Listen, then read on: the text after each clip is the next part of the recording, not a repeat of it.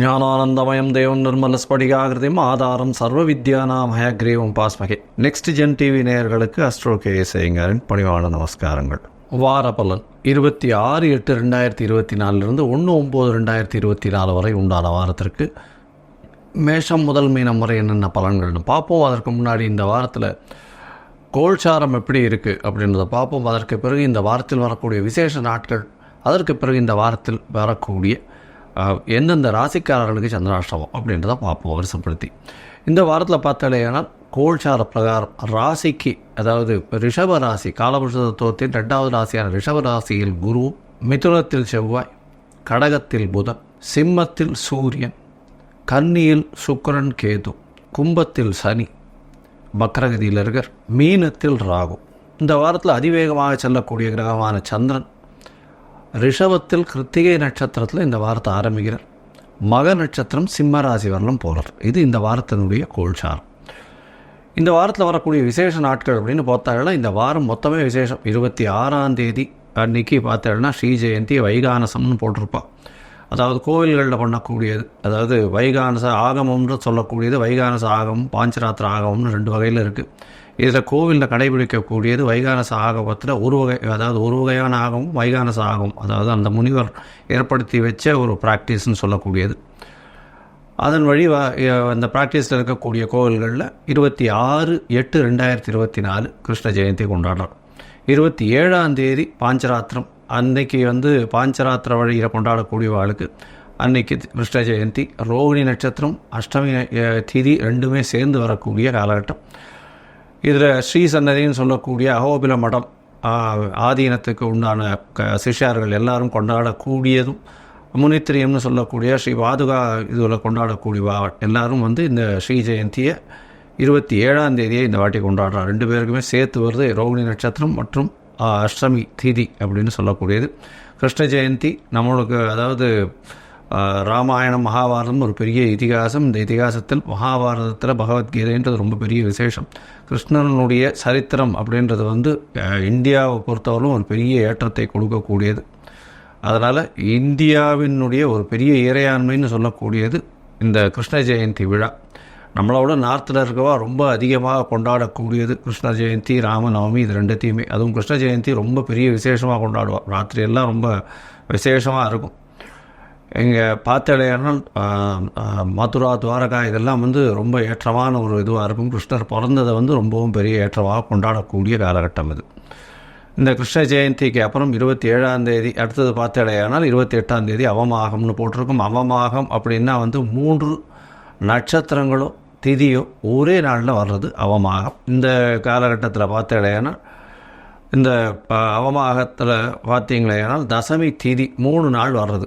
3 நாள் வர்றதுனால அது அவமாகம். இதனால் நல்ல வேலைகள், அதாவது வீட்டுக்கு உண்டான இந்த வேலைகள் எந்த ஒரு ஃபங்க்ஷன்ஸ் அந்த மாதிரி வைக்க மாட்டான் இந்த காலகட்டத்தில். அதே மாதிரி அவமாகத்தில் எந்த ஒரு ஃபங்க்ஷன்ஸும் ஃபங்க்ஷன்ஸ் வைக்கிறது கிடையாது. ஃபங்க்ஷன்ஸ் சொல்லப்போனால் ஆற்றுல நடக்கக்கூடிய விசேஷங்கள் எதுவும் பண்ணக்கூடியது கிடையாது. ஆவணி மாதமாக இருந்தாலும் இந்த காலத்தை தவிர்க்கிறது ரொம்பவும் நல்லது. 29ஆம் தேதி பார்த்தாலேயானால் ஏகாதசி, ஸ்மார்த்த ஏகாதசின்னு போட்டிருக்கு. 29ஆம் தேதி 30ஆம் தேதி வைஷ்ணவ ஏகாதசி மற்றும் வைஷ்ணவ ஏகாதசி. அதனால் வைஷ்ணவர்களுக்கு மிகவும் ஏற்றமான காலகட்டம். அவர்கள் உபவாசம் இருக்கிறது ரொம்ப விசேஷம். அதாவது முடியாதவா, உடல்நிலையில் காம்ப்ரமைஸ்டாக இருக்கிறவா, அதை தவிர சுகர் பேஷண்ட்டு, பிபி பேஷண்ட் இந்த மாதிரிலாம் இருக்கிறவா, சின்ன குழந்தைங்க, அதை தவிர கர்ப்பிணி பெண்கள் இவாள்லாம் எக்ஸம்ட் ஆகிடுவா இதுக்கு. ஒருவேளை அவளும் பண்ணுறாளா இருந்தால் அதை சுஜின்னு பண்ணி ஸ்வீட் மட்டும் இது பண்ணி சாப்பிடுவாள். துவாதசி பாருன்னா அடுத்த நாள் பண்ணுவாள். நான் அடுத்த நாள் சாயந்தரம் பார்த்தாலேனா வெள்ளிக்கிழமை, அதாவது சனிக்கிழமை சாயந்தரம் சனி பிரதோஷம் வேறு. ஏன்னா சாயந்தரம் பிரதோஷ காலம் வேறு வருது. ஒரு 5:45 6:15 வரலாம் தீபாராதனை சிவன் கோவிலில் நந்தியினுடைய முன்னாடியிலிருந்து நந்தி பின்னாடியிலிருந்து அதாவது சிவனை சேவிக்கிறது மூலியமாக எல்லா வித தோஷங்களும் அற்ற காலமாக இருக்கும். இந்த பிரதோஷத்துக்கு விரதம் இருக்கிறது ரொம்ப பெரிய ஏற்றம். பிரதோஷத்துக்கு விரதம், அதாவது எதையாவது நினச்சிட்டு விரதம் இருக்கிறது அப்படின்றதன் மூலியமாக அந்த பிரச்சனைகளிலிருந்து நிச்சயமாக விடுபடக்கூடிய காலகட்டமாக அமைய போகிறது. இந்த வாரத்தில் பார்த்தாலேயானால் ஞாயிற்றுக்கிழமை அன்றைக்கி திருதினஸ்பிருக்குன்னு போட்டிருக்கும். 3 திதிகளோ ராசிகளோ அதாவது ஒரு நாள், அது 3 நாட்கள் கண்டினியூஸாக ஒரே திதியோ ராசியோ இருந்ததுன்னா அது திருதினஸ்பிறகு. அதாவது திருதினஸ்பிறகில் பார்த்தேன்னா இந்த வாட்டி சதுர்தசி 3 நாட்கள் வர மாதிரி வருது. அதனால் பார்த்தேன் ஏன்னால் 3 நாட்கள் கார்த்தால அர்லி மார்னிங் வந்து இருந்ததுன்னா அது ப்ரீவியஸ் டே கணக்கு வரும், அன்றைக்கி ஃபுல் டே வரும். அடுத்த நாள் கார்த்தால ஒரு நாளைக்கு இருந்ததுன்னா கூட அது 3 நாட்கள் கணக்கு வந்துடும். இந்த திருதினஸ்பிறகுலேயும் வந்து விசேஷங்கள் எதுவும் மாத்திரை பண்ணுறதில்லை, அதையும் அவாய்ட் பண்ணிடுறது நல்லது. சரி, இந்த வாரம் எந்தெந்த ராசிக்காரர்களுக்கு சந்திராஷ்டமம் அப்படின்னு பார்த்தாலேனா இந்த வாரம் துலாம், விருச்சிகம், தனுசு, மகரம் இந்த 4 ராசிக்காரர்களுக்கு சந்திராஷ்டமம்னா உங்களுடைய ராசிக்கு 8ஆம் இடத்துல சந்திர பகவான் வரும்பொழுது மறையக்கூடிய காலகட்டம். அதனால் புதிய முயற்சி வேண்டாம், வெளியூர் வெளிமாநில பிரயாணம் வேண்டாம்னு சொல்கிறோம். அதாவது ஒரு நேயர் கேட்டிருந்தார், எதற்காக வெளிமாநில பிரயாணத்தை பற்றி சொல்கிறீங்க அப்படின்னர். அதாவது போகக்கூடிய காரியம் நல்லபடியாக ஆகணுன்றதுக்காக தான் போகிறது. ஒருவேளை நீங்கள் வந்து புதிய முயற்சியை அந்த காலகட்டத்தில் எடுத்து அதற்காக நீங்கள் வந்து வெளிநாட்டுக்கு செலவு பண்ணிட்டு போகணும், வெளியூருக்கு செலவு பண்ணிட்டு போகணும்போது அதில் தடங்கள் வருமையானால் அது வந்து நல்லபடியாக இருக்காது. அதனால் அந்த காலகட்டத்தை, அந்த நாளை அவாய்ட் பண்ணிடுறது நிச்சயமாகவே நல்லது. இதுக்காகத்தான் சொல்கிறோம். சரி, இந்த சந்திராஷ்டமத்தின் தாக்கத்தை குறையணும் அப்படின்னா சந்திர பகவானுக்கு உண்டான எளிய பரிகாரம் அப்படின்னு சொல்லக்கூடியது அகத்திக்கீரைகட்ட அருகில் இருக்கக்கூடிய கோசாலையில் பசுக்களுக்கு வாங்கி கொடுங்க. அதில் வந்து சந்திராஷ்டமத்தின் தாக்கம் நிச்சயமாக குறையும். சரி, இந்த வாரத்தின் பலன் 26/8/2024 1/9/2024 வரலும் உண்டான பலன்களை மேஷம் முதல் மீனம் வரை உண்டான ராசிக்கு பார்க்கலாம். அதற்கு முன்னாடி என்னுடைய மொபைல் நம்பர் கீழே ஸ்க்ராலிங்கில் போயின்னு இருக்கோம். உங்களுக்கு அஸ்ட்ராலாஜிக்கல் கன்சல்ட் தேவைப்பட்டதுன்னா எனக்கு ஃபோன் பண்ணுங்க, உங்களுக்கு அப்பாயின்மெண்ட் தரேன். உங்களுடைய date, time, place of birth, உங்களுடைய பெயர், உங்களுடைய தாய் தகப்பனார் பெயர் இது ஒன்றும் அனுப்புங்க.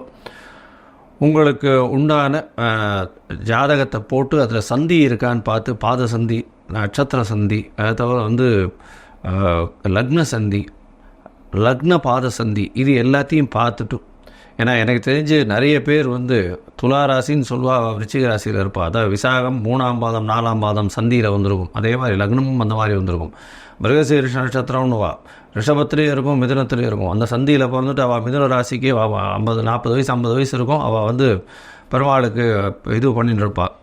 அதே மாதிரி நட்சத்திர சந்தி சில நேரத்தில் வந்து இது ராசி சந்தி, நட்சத்திர சந்தி வரும்போது பார்த்தீங்கன்னா அதாவது மிருகசீரிஷம் 4ஆம் பாதத்துக்கும் திருவாதிரைக்கும் நடுவில் வந்து மாட்டேன்றோம். இந்த மாதிரியான விஷயங்களை பார்த்து உங்களுக்கு உண்டான ஹாரோஸ்கோப்பை போட்டு இன்றைய காலகட்டத்தில் இருக்கக்கூடிய இது கோல்சாரம் எப்படி இருக்குது, அதை தவிர உங்களுடைய தசாபுக்தி அந்தரம் சூக்ஷ்மம் எப்படி இருக்குன்றதை பார்த்து உங்களுடைய பிரச்சனைக்கு நிச்சயமான விடிவு காலம், அதை தவிர ஒரு எளிய பரிகாரம் என்ன இருக்குது அப்படின்றதையும் சொல்கிறேன். இப்போது ஒரு ராசியாக 26/8/2024 1/9/2024 வரலும் உண்டான ராசி மேஷம் முதல் மீனம் வரை உண்டான ராசிகளுக்கு என்னென்ன பலன்னு பார்க்கலாம். மீனம், பூரட்டாதி, உத்திரட்டாதி, ரேவதி இந்த 3 நட்சத்திரம் 9 பாதங்களை கொண்ட ராசி. ராசியின் அதிபதினு சொல்லக்கூடிய ஒரு குரு பகவான் ராசிக்கு 3ஆம் இடத்துல இருக்கார். ராசியிலே ராகு பகவான் இருக்கார். இந்த வாரம் பார்த்தடையானா உங்களுடைய ராசியில் ராகு பகவான் இருக்கிறதுனால அபரிமிதமான ஏற்றமான திங்கிங் கொஞ்சம் அதிகமாகவே இருக்கும். அதாவது பிரம்மாண்டமான திங்கிங் இருக்கும். இதன் மூலியமாக உடல் உழைப்பு கொஞ்சம் அதிகமாகக்கூடிய வாய்ப்புகள் உண்டு. வக்கர சரி வேறு 12ஆம் இடத்துல, 7.5 சரி ஆரம்பிச்சுடுத்து விரைய சனியில் இருக்கிற தேவையற்ற செலவுகள் கொஞ்சம் அதிகமாக இருக்கக்கூடிய காலகட்டம். உடல் நலத்தில் கொஞ்சம் ஜாகிரதையாக இருக்கிறது நல்லது. எதிர்பாலினத்தவரை நம்ப வேண்டாம். ஏன்னா 7ஆம் இடத்துல கேது பகவான் இருக்கிறதுனால பார்ட்னர்ஷிப்பில் வந்து பிரச்சனைகள் வரக்கூடிய வாய்ப்புகள் இருக்கும். கணவன் மனைவிக்குள்ளே சற்று பிரச்சனைகள் இருக்கும். 8ஆம் அதிபதியும் 7ஆம் இடத்துல நீச்சம் பெற்று இருக்கிறதுனால கொஞ்சம் பிரச்சனைகள் கொஞ்சம் அதிகமாக இருக்கக்கூடிய காலகட்டமாக அமைய போகிறது. உங்களுடைய ராசிக்கு 3ஆம் இடத்துல இருக்கக்கூடிய குரு பகவான் உங்களுடைய ராசிக்கு சப்தமத்தை பார்க்கறதுனால அதாவது திருமணத்திற்கு பார்த்து கொண்டிருப்பவர்களுக்கு திருமண பாக்கியம் ஏற்படக்கூடிய வாய்ப்புகள் நிச்சயமாக உண்டு. இந்த வாரத்தில் பார்த்தாலேயானால் உங்களுடைய ராசிக்கு 2ஆம் அதிபதியானவர் 4ஆம் இடத்துல போய் இருக்கிறதன் மூலியமாக புதிய வீடு மனை வாங்கக்கூடிய வாய்ப்புகள் நிச்சயமாக இருக்கும்.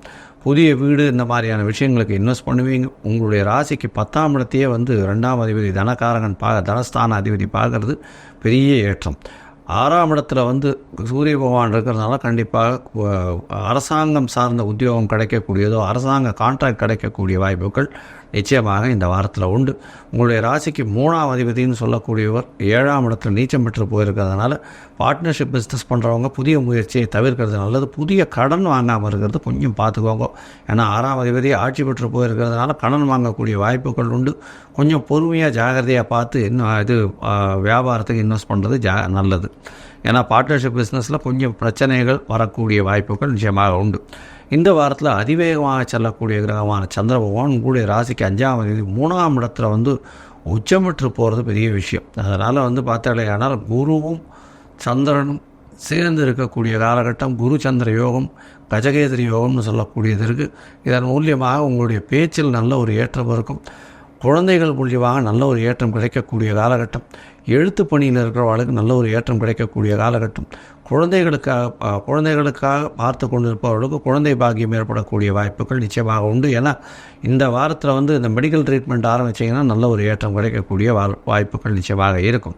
உங்களுடைய ராசிக்கு 3ஆம் இடத்தில் இருக்கக்கூடிய சந்திரன் 28ஆம் தேதி அன்னைக்கு காலை ஒரு 8-8:30 மணி வரலும் இருக்கார். அதற்கு பிறகு 4ஆம் இடத்துக்கு போகிறார். செவ்வாயோட சம்பந்தம் சந்திரமங்கல யோகம் அமையக்கூடிய காலகட்டம்.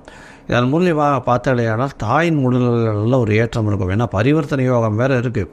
4ஆம் அதிபதியும் 5ஆம் அதிபதியும் பரிவர்த்தனை யோகத்தில் இருக்கிறது பெரிய ஏற்றம். அதனால் தாயின் உடல்களில் நல்ல ஒரு ஏற்றம் இருக்கும். உங்களுக்கு புதிய பதவி புகழ் அந்தஸ்து கௌரவம்லாம் வரக்கூடிய வாய்ப்புகள் உண்டு.